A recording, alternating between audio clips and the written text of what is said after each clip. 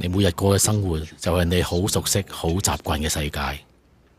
朋友嚟嚟去去得佢哋啊！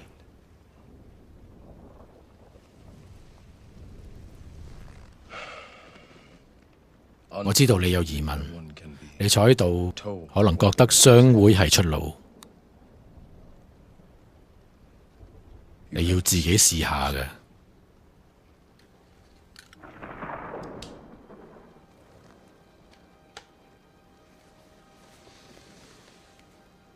你留返喺舒適圈，照返你熟悉嘅生活，做返你做開嘅嘢，你會話只不過係一場 networking 啫，乜嘢都唔會改變，你都唔想改變啦。